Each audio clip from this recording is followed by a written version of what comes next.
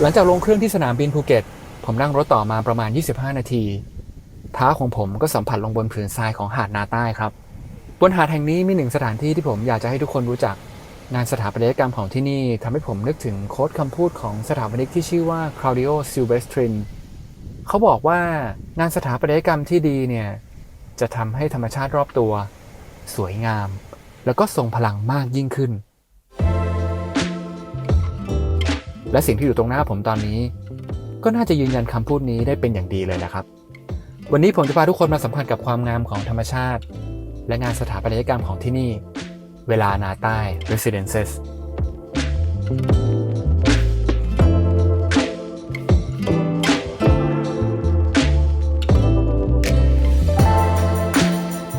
หาดนาใต้เนี่ยถือว่าเป็นหาดที่มีความยาวประมาณสัก7 กิโลเมตรนะครับแล้วก็เป็นหาดที่มีเอกลักษณ์ในเรื่องของความเงียบสงบเป็นส่วนตัวแล้วก็มีความโลคอลนะครับใครที่ชอบความ private เนี่ยหาดนี้ก็เหมาะกับคุณมากๆเลยนะฮะใกล้ๆกันกับหาดนี้เนี่ยก็จะมีสะพานนาใต้นะครับซึ่งถือว่าเป็นจุดท่องเที่ยวแล้วก็จุดดำน้ำที่ถือว่าเป็นอันซีนของประเทศไทยเราเลยครับเราจะเห็นว่ามี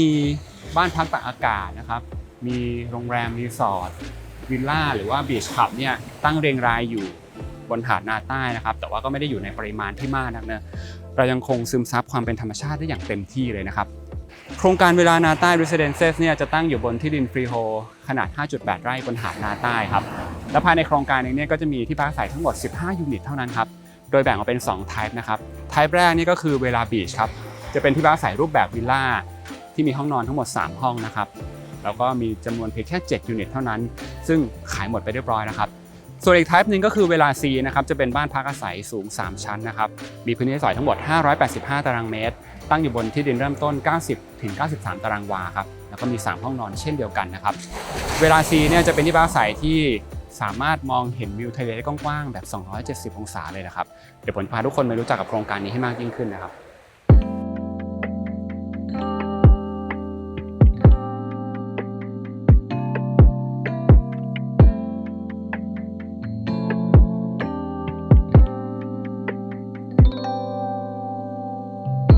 โครงการเวลานาใต้ Residences เนี่ยได้ทีมออกแบบระดับประเทศอย่าง A49 HD มาดูแลทั้งงาน Architecture แล้วก็งาน Interior เลยนะครับและแน่นอนว่าโครงการนี้เนี่ยก็ได้รับรางวัลด้านการออกแบบระดับ International หลายรางวัลเลยนะครับไม่ว่าจะเป็น International Architecture Awards Architizer A+ Award นะครับหรือว่าอย่างล่าสุดก็ได้ Golden Pin Design Award มาด้วยครับเมนคอนเซปต์ของโครงการนี้เนี่ยเขาจะใช้คำว่า Monochromatic Design นะครับก็เป็นการพูดถึงความสัมพันธ์อันเป็นอันหนึ่งอันเดียวกันระหว่างงานสถาปัตยกรรมงานอินทีเรียแล้วก็งานแลนด์สเคปครับในเรื่องโทนสีอาคารเราจะเห็นงานออกแบบที่ใช้สีแบบโมโนโครมหรือว่าเป็นสีเดียวเลยนะครับแต่ยังมีเฉดที่แตกต่างกันโดยนักออกแบบเลือกใช้สีของหาดทรายที่ปรากฏตัวอยู่บริเวณชายหาดนาใต้นะครับโดยจะเป็นสีขาวเทาปนเหลืองนวลอ่อนๆและเขาก็มีแนวคิดในการออกแบบเสมือนว่าตัวอาคารเนี่ยมันก่อรูปขึ้นมาจากทรายนะครับให้นึกภาพคล้ายๆเวลาที่เราเล่นก่อปราสาททรายบนชายหาดนะโดยทีมสนามเล็กเนี่ยเล่าให้ผมฟังเพิ่มเติมว่าเขามีการเก็บทรายจริงๆในพื้นที่หาดนาใต้มาวิเคราะห์เพื่อหาโทนสีที่ใกล้เคียงที่สุดเลยนะครับโดยอาคารเวลาบีชซึ่งเป็นอาคารวิลล่าติดหน้าหาดเนี่ยก็จะมีสีขาวนวลหน่อยแต่พอเป็นอาคารเวลา C 3 ชั้นที่อยู่ถัดเข้ามาด้านในเนี่ยก็จะเลือกใช้เฉดที่เป็นสีเทานวลเข้มขึ้นมานะครับซึ่งเป็นการจำลองภาพเวลาน้ำทะเลซัดขึ้นมาบนหาดทรายนะครับแล้วมันจะมีการไล่สีความเข้มอ่อนในลักษณะของแกรเดียนครับส่วนเส้นสายที่ปรากฏในงานออกแบบจะเชื่อมโยงต่อเนื่องเป็นเรื่องเดียวกันแล้วก็อยู่ภายใต้คอนเซปต์ Craft Your Digital Life นะครับเป็นการเบรนระหว่างงานคราฟต์และความเป็นดิจิทัลครับนักออกแบบจะมีการหยิบเอาแพทเทิร์นลายจักสานของงานหัตถศิลป์ย่านลิเพานะครับซึ่งถือว่าเป็นเอกลักษณ์ของภาคใต้แล้วก็พังงาเลยแต่เขาจะมีการเอามาลดทอนแล้วก็ผสานเข้ากับเส้นสายดิจิทัลนะครับเกิดเป็นเส้นตรงแล้วก็เส้นทะแยงครับโดยเราจะเห็นทั้งในผังเลเยอร์ของโครงการเส้นสายของฟอร์มสระว่ายน้ำลวดลายแพทเทิร์นของกระเบื้องพื้นการกรุกระเบื้องผนังนะครับรวมไปถึงพวกงานจักสานหน้าบานตู้ภายในครับแล้วก็รั้วระแนงราวกันตกต่างๆฟอร์มของอาคารเองก็จะมีเส้นเฉียงของผนังที่ถูกวางให้สลับเหลี่ยมกันไปมาด้วยนะครับเวลาอยู่ในโครงการก็จะเห็นแนวผนังเฉียงต่างๆที่มีการเหลื่อมล้ำไปมาสร้างมิติที่น่าสนใจทีเดียวหรือแม้กระทั่งการเจาะช่องเปิดเนี่ยจะเน้นเป็นช่องเปิดทางตั้งที่มีลักษณะพร้อมสูงนะครับและบางช่องก็จะมีลักษณะของปลายแหลมตามแพทเทิร์นพิเศษของโครงการด้วยสร้างรูปแบบที่ไม่เหมือนกับโครงการอื่นๆเลยครับบ้านทุกหลังจะออกแบบให้เปิดมุมมองรับวิวทะเลเต็มที่นะครับคนที่อยู่ภายในบ้านก็จะมองเห็นวิวทะเลอันดามันกว้างๆเป็นพาโนรามิกวิวเลยซึ่งต้องบอกว่าทะเลฝั่งนี้เนี่ยก็จะเป็นฝั่งทิศตะวันตกนะครับทำให้เราเห็นวิวพระอาทิตย์ตกสวยงามทีเดียว ซึ่งอาจจะมีเรื่องความร้อนที่ต้องกังวลเล็กน้อยนะครับแต่สถาปนิกเองเนี่ยก็ได้มีการแก้ปัญหาด้วยการออกแบบชายคายื่นยาวเป็นพิเศษเพื่อช่วยป้องกันทั้งแดดและฝนเลยครับถึงแม้ว่าบ้านแต่ละหลังเนี่ยจะวางตัวไม่ได้ห่างกันมากแต่เราจะเห็นว่าเขามีการออกแบบผนังฝั่งที่อยู่ติดกับเพื่อนบ้านให้เป็นผนังทึบเลยนะครับก็เลยไม่ต้องกังวลเรื่องของความเป็นส่วนตัวในส่วนของงานแลนด์สเคปเนี่ยจะออกแบบโดย Sanitas Studio นะครับซึ่งเขาจะเน้นไปที่การดึงความคอนทราสต์ระหว่างสิ่งที่คนสร้างหรือว่าแมนเมดกับธรรมชาติขึ้นมาให้คนเห็นครับที่ผมชอบเป็นการส่วนตัวก็คือการที่เขาเลือกใส่งาน Art Installation หรือว่า Sculpture ที่มีวัสดุมันเงาฟอร์มแปลกตาเข้ามาซึ่งก็สร้างความพิเศษให้กับโครงการได้น่าสนใจทีเดียวเลยครับส่วนพันธุ์ไม้ที่เลือกมาจะเน้นเป็นไม้ท้องถิ่นนะครับโดยบริเวณโซนริมหาดเนี่ยก็จะมีการเก็บต้นสนดั้งเดิมเอาไว้แล้วก็เติมพันธุ์ไม้ชายหาดที่ทนเค็มได้เช่นต้นรักทะเลผักบุ้งทะเลและเตยทะเลครับ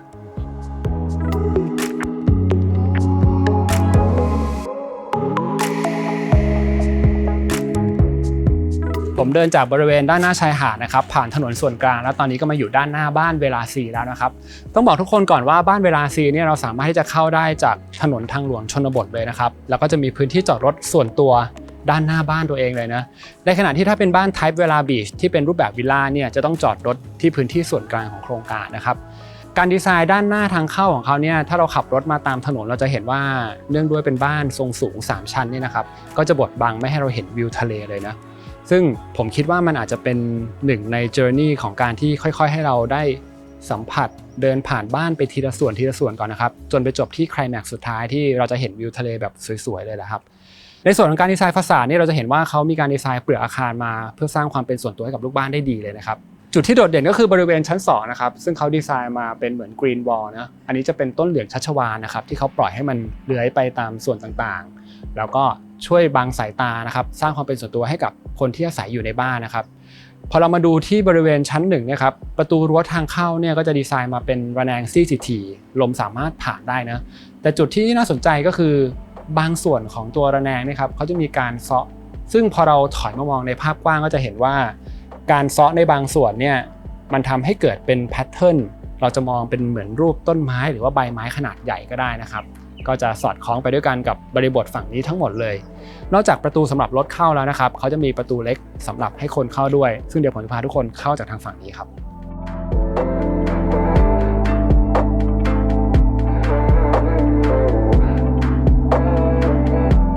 ตอนนี้ก็พาทุกคนเข้ามาดูภายในพื้นที่จอดรถกันต่อนะครับซึ่งบ้าน Type นี้เนี่ยจะจอดรถได้ทั้งหมด2คันด้วยกันนะครับแล้วก็โครงสร้างของที่จอดรถเนี่ยก็จะลงเข็มเท่ากับตัวบ้านเลยนะครับ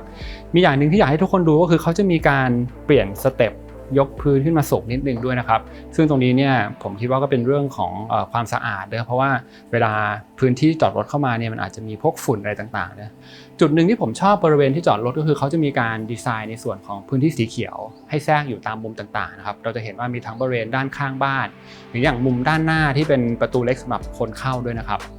แล้วก็ฟังก์ชันนอกจากจะจอดรถได้แล้วเนี่ยอยากให้มาดูตรงนี้ครับมองเผินๆเนี่ยคิดว่าน่าจะเป็นพื้นที่ storage สำหรับเก็บของนะซึ่งจริงๆสามารถจะเก็บของทั่วไปก็ได้นะครับแต่ว่าทางโครงการเนี่ยเขาก็จะมีการเตรียมพวกงานระบบมีพวกก๊อกน้ำมีต่อท่ออะไรไว้ครับซึ่งเราสามารถที่จะวางในส่วนของเครื่องซักผ้าได้เลยครับอีกอย่างที่อยากจะพูดถึงก็คือตัวบ้านเนี่ยเขาจะมีการดีไซน์ทางเดิน2ฝั่งซ้ายขวาไว้ให้ด้วยนะครับซึ่งก็จะเป็นทางเดินเล็กๆนะเรามาดูทางฝั่งซ้ายมือตรงนี้กันก่อนนะครับตรงนี้จะเป็นทางสำหรับลูกบ้านนะที่สามารถจะเดินไปยังพื้นที่สวนของหน้าบ้านอีกฝั่งหนึ่งได้แล้วก็จะมีประตูเล็กๆนะครับที่เราสามารถจะเปิดลงไปยังพื้นที่ส่วนกลางหรือว่าจะทะลุลงไปยังชายหาดได้เลยนะครับส่วนอีกด้านนึงครับที่อยู่ทางขวามือของผมเนี่ยครับเราจะเห็นว่าจะมีเป็นสเต็ปขั้นบันไดขึ้นไปนะครับแล้วก็จะเป็นบันไดที่นำไปสู่ชั้น2ครับแต่นอกจากบันไดที่นำไปสู่ชั้น2แล้วเนี่ยนะครับมันจะมีบันไดทางลงด้วยครับซึ่งข้างบ้านอีกฝั่งหนึ่งเนี่ยครับพอเราเดินลงไปเนี่ยก็จะเจอกับห้องเมดนะครับซึ่งภายในก็จะมีห้องน้ำให้ในตัวด้วยครับบริเวณนี้เนี่ยอยากจะชวนทุกคนดูการดีไซน์พวกกรอบเฟรมของช่องแสงหรือว่าประตูทางเข้านิดนึงนะครับจะเห็นว่าเขาดีไซน์มาเป็นสเกลใหญ่เลยนะซึ่งเราจะรู้สึกได้ถึงความแกรนด์แล้วก็ความหรูหรานะครับซึ่งตัวช่องแสงแล้วก็ตัวประตูทางเข้าเนี่ยเขามีการดีไซน์ให้มันมีความทึบนะ เพราะว่าไม่อยากให้เราเห็นกิจกรรมภายในนะครับรวมไปถึงเวลาที่มีรถผ่านไปผ่านมาเนี่ยคนก็จะมองไม่เห็นด้วยว่าข้างในทำอะไรอยู่ซึ่งเป็นข้อดีมากๆในเรื่องของการสร้างความเป็นส่วนตัวให้กับลูกบ้านนะครับแต่พอเรามามองในดีเทลเนี่ยจะเห็นว่าความทึบที่ว่าเนี่ยมันไม่ได้ทึบทั้งหมดนะครับบริเวณด้านล่างเนี่ยมันจะทึบเนอะแต่ว่าด้านบนเนี่ยมันค่อยๆไล่เกรเดียนต์ไปแล้วก็จะมีความโปร่งด้านบนนั่นหมายความว่าจริงๆแล้วแสงสามารถที่จะเข้าได้นะครับแล้วก็ทำให้ภายในเนี่ยอันนี้เรายังไม่เห็นนะแต่เราก็พอจะคาดเดาได้เลยว่าแสงธรรมชาติเนี่ยก็น่าจะเข้าไปอย่างภายในส่วนของชั้น1ได้ครับเดี๋ยวตรงนี้เนี่ยผมพาทุกคนเข้าไปดูภายในห้องชั้น1กันครับ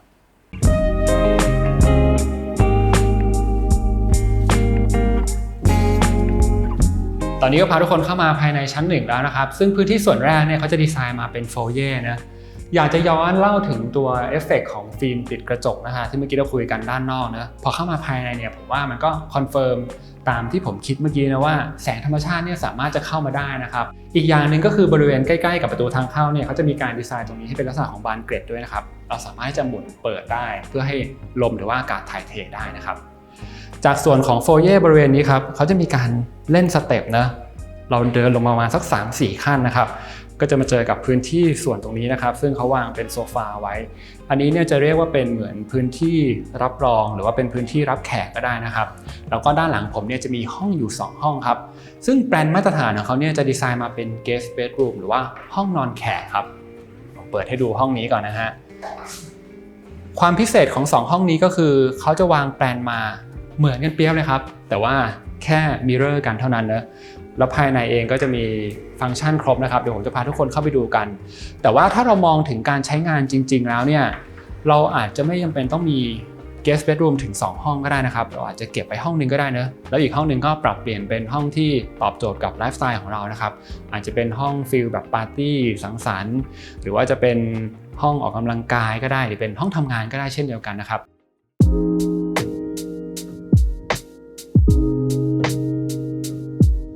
ตอนนี้พาทุกคนเข้ามาภายในห้องนอนแล้วนะครับซึ่งพอเราเข้ามาเนี่ยจะเห็นเลยว่าสเปซเนี่ยกว้างขวางมากๆแล้วก็โปร่งด้วยนะครับความสูงจากพื้นถึงฝ้าจะอยู่ที่3.10 เมตรเลยนะครับพอเราวางเตียง6 ฟุตไปแล้วเนี่ยก็ยังเหลือพื้นที่โดยรอบเยอะทีเดียวเลยนะครับจะวางเป็นโต๊ะหัวเตียงไซส์ใหญ่ๆ2ฝั่งเลยก็ได้ปลายเตียงเองก็วางโซฟาแบบนี้ได้นะครับแล้วก็ฝั่งตรงข้ามผมตรงนี้นะครับเราจะทำเป็นมุมทำงานก็ได้นะหรือจะ create เป็นพวกมุมโต๊ะเครื่องแป้งต่างๆอันนี้ก็แล้วแต่เราเลยนะครับทางโครงการเนี่ยจะให้มาเป็นแบบ fully furnished นะครับก็จะให้ครบทุกสิ่งอย่างเลยรวมไปถึงพวกพร็อพเล็กๆน้อยๆด้วยนะอยากให้ทุกคนดูดีเทลในส่วนของตู้เสื้อผ้านิดนึงนะครับอันนี้เนี่ยก็จะเป็นตู้เสื้อผ้าที่ไซส์ใหญ่เนอะมีหลายหน้าบานเลยแต่จะมีหน้าบานตรงนี้นะครับที่เขาจะมีการเจาะเป็นช่องระบายอากาศไว้ให้ด้วยนะครับซึ่งพอเราเปิดเข้ามาภายในจะเห็นว่าเขาจะมีเครื่องลดความชื้นแบบนี้ไว้ให้อยู่นะครับเนื่องจากด้วยสภาพของจังหวัดที่อยู่ติดทะเลแบบนี้เนี่ยก็จะมีเรื่องความชื้นที่ต้องคอนเซิร์นเยอะทีเดียวเลยนะเวลาเครื่องลดความชื้นอยู่ภายในนี้ก็ยังสามารถทำงานได้นะครับโดยที่เราสามารถปิด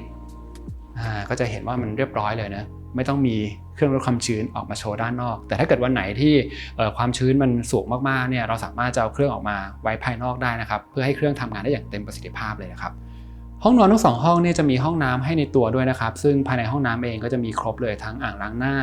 มีโถสุขภัณฑ์นะครับแล้วก็จะมีพื้นที่อาบน้ำแบบชาวเวอร์รวมทั้งมีเรนชาวเวอร์ไว้ให้ด้วยนะครับดีเทลที่ผมชอบก็คือเขาจะมีการเจาะช่องแสงขนาดใหญ่ครับเพื่อให้แสงธรรมชาติเนี่ยส่องเข้ามาภายในได้แล้วก็อย่างบริเวณที่อาบน้ำเนี่ยก็จะมีที่นั่งไว้ให้ด้วยนะครับบริเวณโถสุขภัณฑ์เองก็จะมีชั้นวางนะบางทีเราเล่นมือถือหรืออ่านหนังสืออาจจะไปวางไว้ภายในได้นะครับแล้วก็อีกจุดหนึ่งที่ถือว่าเป็นไฮไลท์ของห้องนอนชั้น1เลยก็คือ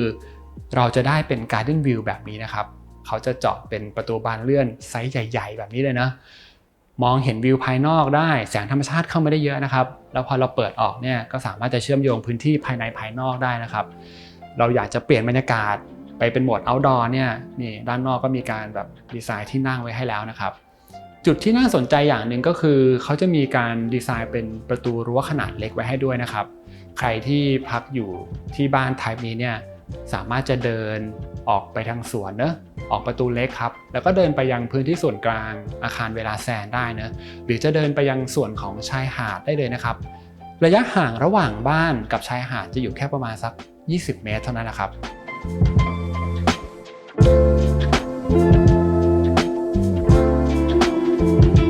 จากชั้น1ครับผมจะพาทุกคนขึ้นไปที่ชั้น2กันนะครับสำหรับทางขึ้นชั้น2เนี่ยก็จะเป็นพื้นที่ outdoor นะหรือจะมองว่าเป็น semi outdoor ก็ได้นะครับด้านบนเองมันมีหลังคาคลุมอยู่แหละแต่ว่าก็อาจจะไม่สามารถกันแดดกันฝนได้ 100% นะครับ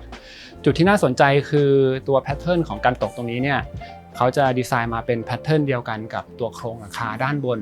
ซึ่งตรงนี้เขาจะได้แรงบันดาลใจมาจากงานหัตถศิลป์ย่านริพาวนะครับนำมาลดทอนแล้วก็แปลงให้เป็นเอลิเมนต์ในงานออกแบบครับซึ่งก็ถือว่ามีความน่าสนใจมากเวลาที่แสงพาดผ่านมาเนี่ยก็จะเกิดเงาลงบนพื้นที่สวยงามทีเดียวเลยนะครับการดีไซน์บันไดเนี่ยนะครับระหว่างชั้น1มาชั้น2เนี่ยหลายๆคนอาจจะมีคำถามด้วยว่าเอ๊ะทำไมถึงดีไซน์มาเป็นพื้นที่ outdoor แบบนี้นะครับแล้วพอเราขึ้นมาเนี่ยก็ยังมาเจอกับพื้นที่คอร์ตเปิดโล่งแบบนี้นะครับซึ่งมุมนี้เนี่ยจะเป็น Secret Garden นะเราจะเห็นว่าเขามีการปลูกต้นไม้ไว้หลากหลายพันธุ์เลยนะครับแล้วก็แบ็กกราวด์ด้านหลังผมตรงนี้เนี่ยจะเป็นต้นเหลืองชัชวาลนะซึ่งถ้าใครยังจำได้อยู่มันก็คือฟาสาดหน้าบ้านนั่นเองนะครับมุมนี้เองถือว่าเป็นมุมพื้นที่สีเขียวที่เป็นส่วนตัวมากๆเลยนะครับแล้วก็ผมเองก็ค่อนข้างจะชอบมุมนี้นะถ้าเกิดว่า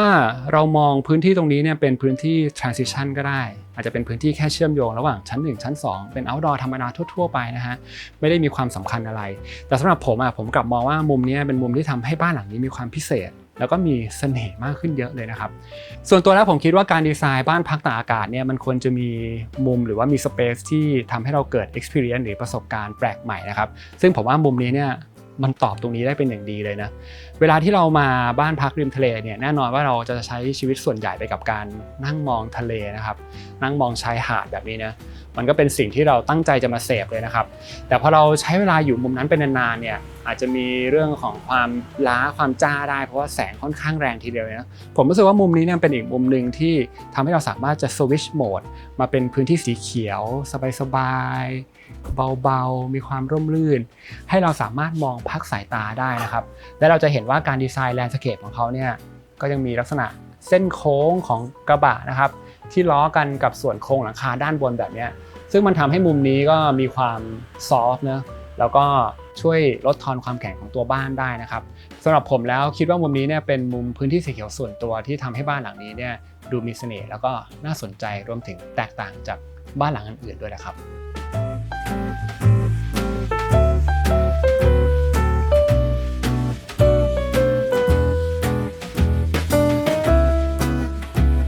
ตอนนี้ก็พาทุกคนเข้ามายังพื้นที่อินดอร์ของชั้น2แล้วนะครับซึ่งจะเป็นพื้นที่ส่วนของ Common Area นะครับจะประกอบไปด้วยส่วนของ Dining รับประทานอาหารนะครับส่วนของ Pantry แล้วก็ส่วนของ Living หรือว่านั่งเล่นครับวิธีการออกแบบหรือว่าวางผังบ้านหลังนี้เนี่ยจะมีแนวคิดที่ง่ายมากๆเลยนะครับก็คือเขาอยากให้มุมใช้ชีวิตของบ้านหลังนี้ทุกๆมุมเนี่ยสามารถจะเปิดรับวิวทะเลได้กว้างๆแล้วก็ชัดเจนที่สุดครับดังนั้นเขาก็จะออกแบบตัวบ้านให้มีช่วงเสาที่กว้างนะครับแล้วก็เอาเสาเนี่ยไปซ่อนไว้ในแนวผนังครับส่วนวิธีการจัดวางเฟอร์นิเจอร์หรือว่าการแบ่งมุมต่างๆเนี่ยก็จะไม่ได้มีมุมยิบย่อยไม่ได้มีแนวผนังมาปิดกั้นเลยนะครับเฟอร์นิเจอร์ที่เลือกมาก็จะเป็นเฟอร์นิเจอร์ชิ้นใหญ่ๆสเกลใหญ่ๆเป็นแนวยาวๆแล้วก็จะวางขนานต่อเนื่องกันมาแบบนี้นะครับเวลาที่คุณใช้ชีวิตอยู่ไม่ว่าจะเป็นมุมรับประทานอาหารหรือมุมนั่งเล่นเนี่ยคุณก็สามารถที่จะนั่งแล้วก็มองไปเห็นวิวทะเลได้แบบกว้างๆเต็มๆเลยนะครับซึ่งวิวที่อยากให้ทุกคนเห็นก็คือวิวนี้นี่แหละฮะเป็นวิวที่พอเราเปิดประตูบานเลื่อนออกเอาไปกองไว้ฝั่งนึงนะจะสามารถมองเห็นวิวทะเล270องศาแบบนี้เลยนะครับซึ่งถือว่าเป็นมุมที่ผมว่ามันว้าวแล้วก็สวยงามทีเดียวเลยนะครับจริงๆแล้วมุมนี้เนี่ยเราอาจจะไม่ได้เห็นทะเลเต็มๆนะอาจจะมีส่วนหลังคาของบ้านวิลล่านิดนึงนะแต่เราสามารถจะเห็นพื้นที่ส่วนของทะเลเห็นเส้นขอบฟ้าแล้วก็เห็นท้องฟ้าใหญ่ๆกว้างๆเลยนะครับอีกอย่างหนึ่งก็คือพอเราเปิดประตูบานเลื่อนออกปุ๊บจะเป็นการ extend เชื่อมต่อพื้นที่ระหว่างภายในกับภายนอกนะครับซึ่งภายนอกมุม outdoor ตรงนี้เนี่ยเขามีการวางเป็นโซฟาเดย์เบดไปให้นะครับแล้วก็มีส่วนของสระว่ายน้ำด้วยนะครับเป็นสระที่ยาว10เมตรกว้าง 2.7 เมตรแล้วก็ลึกสโลป1.20 เมตรนะครับพอเราออกมาใช้ชีวิตภายนอกไม่ว่าจะนอนเล่นมุมนี้หรือจะแช่น้ำนั่งเล่นบริเวณสระเนี่ยก็สามารถจะมองวิวพระอาทิตย์ตกตอนเย็นก็ได้หรืออาจจะมองท้องฟ้าที่มีดวงดาวตอนกลางคืนโหโรแมนติกทีเดียวเลยนะครับต้องบอกว่ามุมนี้เป็นหนึ่งมุมที่สวยมากๆของบ้านหลังนี้นะครับแล้วก็เป็นมุมที่เราเห็นความแตกต่างระหว่างบ้านเวลาบีชที่อยู่ด้านหน้ากับบ้านเวลาซีนะครับแต่เดี๋ยวจะพาทุกคนไปดูชั้น3ต่อซึ่งชั้น3เนี่ยต้องบอกว่า จะเห็นมุมทะเลกว้างแล้วก็สวยงามยิ่งกว่านี้อีกนะครับต่อเนื่องจากมุมนี้ครับเดี๋ยวผมจะพาทุกคนมาดูอีกฝั่งหนึ่งของชั้น2กันครับ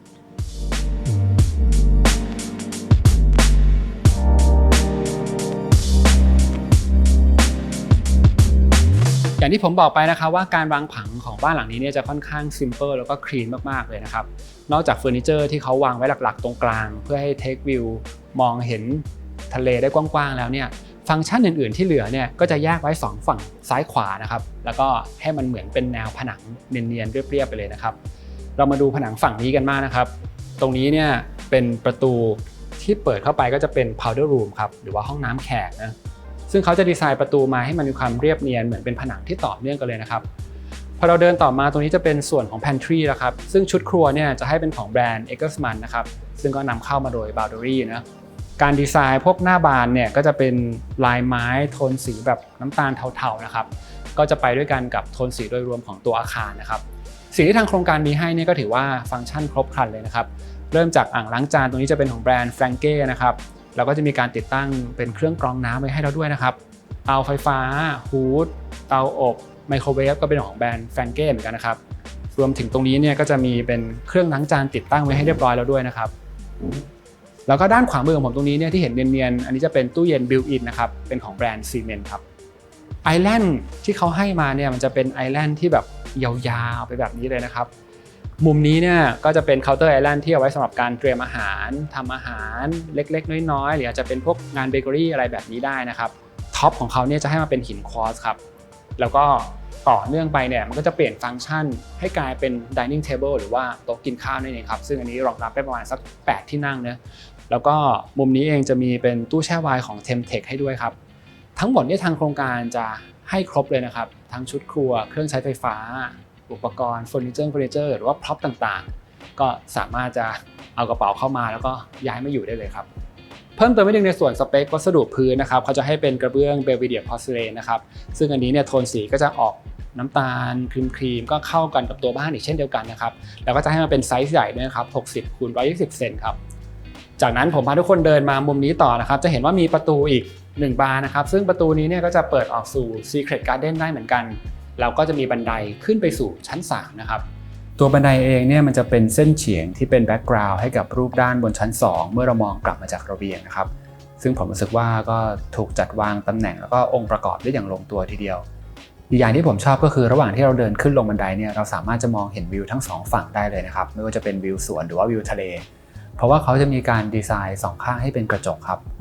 ความเจ๋งอีกอย่างหนึ่งก็คือส่วนที่เราเดินขึ้นลงเนี่ยจะเป็นพื้นที่อินดอร์นะครับแต่พื้นที่ใต้บันไดเนี่ยจะกลายเป็นพื้นที่ outdoor ของ Secret Garden แทนครับซึ่งเราสามารถที่จะเอาชุดนั่งเล่นมาวางแบบนี้ได้ซึ่งการเอาพื้นที่ใต้บันไดเป็นส่วนของ outdoor เนี่ยผมคิดว่าทำให้เราสามารถใช้งานมันได้คุ้มค่ามากกว่าครับจากชั้น2ครับตอนนี้พาทุกคนขึ้นมาดูชั้น3กันแล้วนะครับพอเราเดินตามบันไดมาเรื่อยๆจะเห็นว่า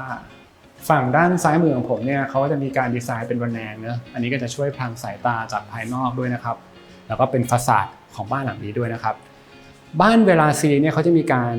เตรียมตำแหน่งการติดตั้งลิฟต์ไปให้ด้วยนะครับซึ่งก็จะอยู่บริเวณปลายของบันไดตรงนี้นี่แหละครับถ้าเกิดว่าเราจะมีผู้สูงอายุมาพักอาศัยด้วยเนอะหรือเราแพลนไว้ว่าอยากจะให้บ้านหลังนี้เนี่ยเป็นบ้านที่เราอยู่อาศัยไปยาวๆเลยก็จะสามารถรองรับการใช้งานในอนาคตได้ด้วยนะครับพื้นที่ชั้น3เนี่ยก็จะเป็นพื้นที่ของ Master Bedroom ทั้งชั้นเลยนะครับเริ่มจากส่วนแรกเนี่ยมันจะเป็นพื้นที่ของ Walk-in Closet แล้วก็ห้องน้ำครับซึ่งก็จะอยู่โซนด้านหน้าเลยโซนที่ถัดลึกเข้าไปเนี่ยก็จะเป็นส่วนพักผ่อนของห้องนอนนั่นเองนะครับวิธีการวางแปลนก็จะง่ายๆแบ่งเป็น2ส่วนแบบนี้แต่ว่าทั้ง2ส่วนเนี่ยก็ยังคงตามแนวคิดเดิมนะครับก็คืออยากจะให้มองเห็นวิวทะเลได้ชัดเจนมากที่สุดครับเดี๋ยวเรามาเริ่มดูส่วน Walk-in Closet แล้วก็ห้องน้ำมันก่อนนะครับวิธีการวางผังของเขาเนี่ยเขาจะเอาห้องน้ำวางไว้ตรงกลางเลยนะครับแล้วก็แยก Walk-in Closet ไว้2ฝั่งซ้ายขวาขนานกันครับซึ่ง Walk-in Closet อย่างที่เราอยู่กันตรงนี้เนี่ยนะครับก็จะมีการดีไซน์เป็นตู้เสื้อผ้าแบบนี้ไว้ให้หน้าบานของตู้เสื้อผ้าแล้วก็ตู้เก็บของเนี่ยจะมี2แบบนะครับแบบที่เป็นลายไม้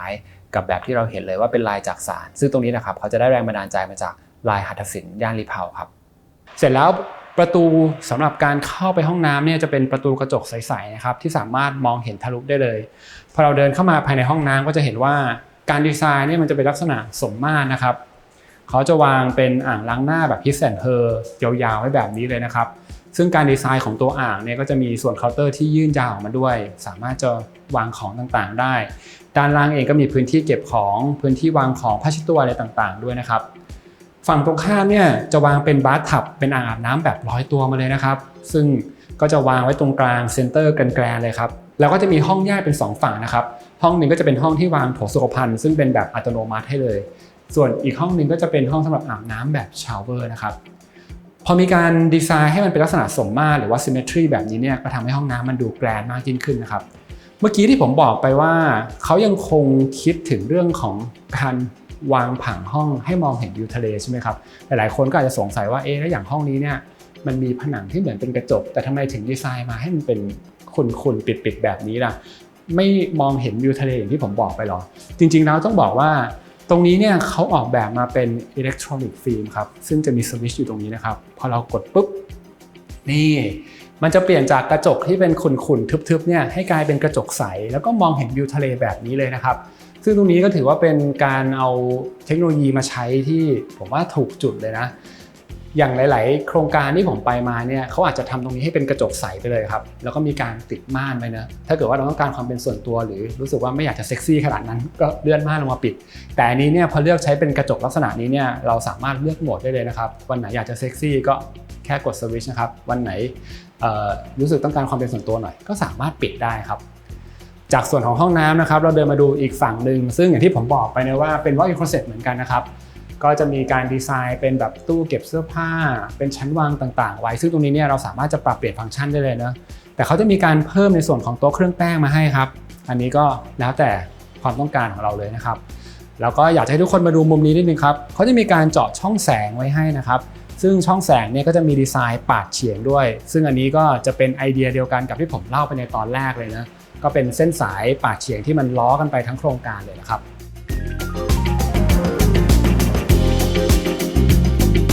บจากส่วน walk-in closet แล้วก็ห้องน้ำนะครับตอนนี้ผมพาทุกคนมายังส่วนพักผ่อนของ master bedroom กันแล้วนะครับอยากจะขอพูดถึงการดีไซน์ผังต่อเนื่องกันมาเพราะว่าเขาก็ดีไซน์ให้มีความเป็น symmetry หรือว่าสมมาตรนะครับเขาจะวางเตียงไว้ตรงกลางแกรนๆแบบนี้แหละครับมีโต๊ะหัวเตียง2ฝั่งและตรงปลายเตียงก็จะมีเป็นโซฟานะครั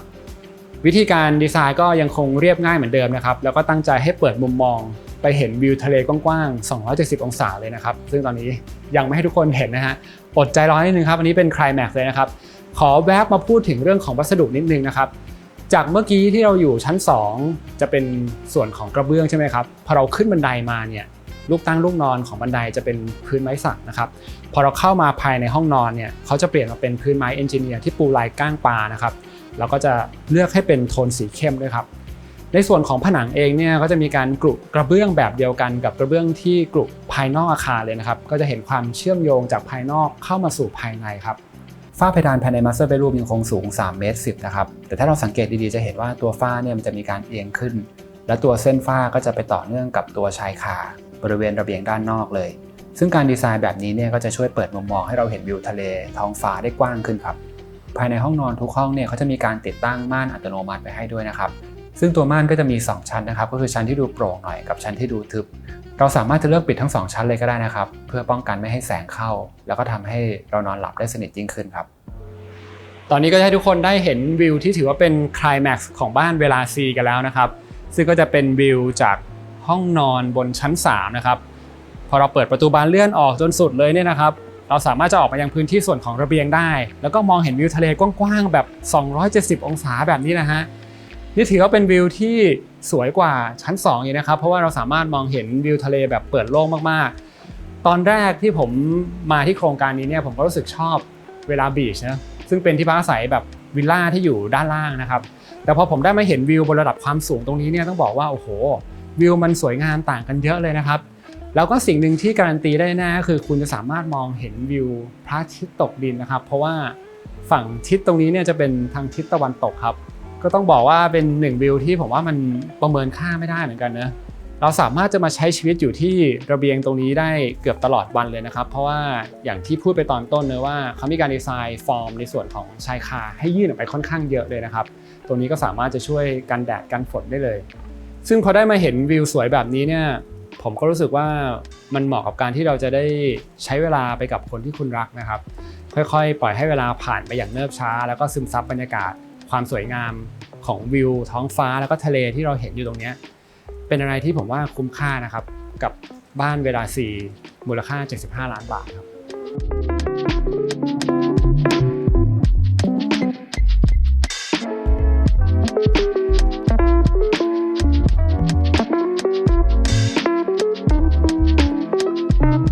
นอกจากนั้นทางโครงการเนี่ยเขาจะมีพื้นที่ส่วนกลางด้วยนะครับที่จะเป็นอาคารชื่อว่าเวลาแซนครับก็จะเป็นอาคารชั้นเดียวที่ตั้งอยู่ตรงกลางเลยนะครับภายในเนี่ยก็จะประกอบไปด้วยสระว่ายน้ำที่เป็นระบบเกลือนะครับขนาด4x25 เมตรก็เป็นทัพโอลิมปิกเลยนะแล้วก็จะมีการแบ่งโซนเป็นโซนสำหรับสระเด็กนะครับโซนจากุชชี่นะอีกมุมนึงของสระว่ายน้ำด้านหลังผมตรงนี้เนี่ยเขาจะดีไซน์มาเป็นไฟซังเก้นนะครับก็จะเป็นที่นั่งที่จมลงไปนะเวลาที่เรานั่งเนี่ยระดับสายตาเราก็จะอยู่ระดับเดียวกับผืนน้ำเลยนะครับแล้วก็สามารถที่จะมานั่งดูหนังเป็นแบบฟิล outdoor cinema ได้นะครับเขาจะมีการฉายโปรเจคเตอร์เนี่ยไปยังผนังอีกฝั่งหนึ่งครับส่วนด้านหลังภายในอาคารเนี่ยนะครับก็จะมีพื้นที่ที่เราสามารถจะทำเป็นเชฟเทเบิลรวมถึง hidden bar ได้นะครับถัดจากห้องนี้ก็จะเป็นห้องจิมหรือว่าห้องออกกำลังกายนะครับและอาคารนี้ก็จะมีบันไดขึ้นไปบริเวณดาดฟ้าด้วยนะครับซึ่งจะเป็นพื้นที่ของมูนเด็กเราสามารถจะมานอนชิลจิบเครื่องดื่มนอนดูดวงดาวดูพระจันทร์ได้ครับค่าส่วนกลางของที่นี่อยู่ที่45 บาทต่อตารางเมตรต่อเดือนครับ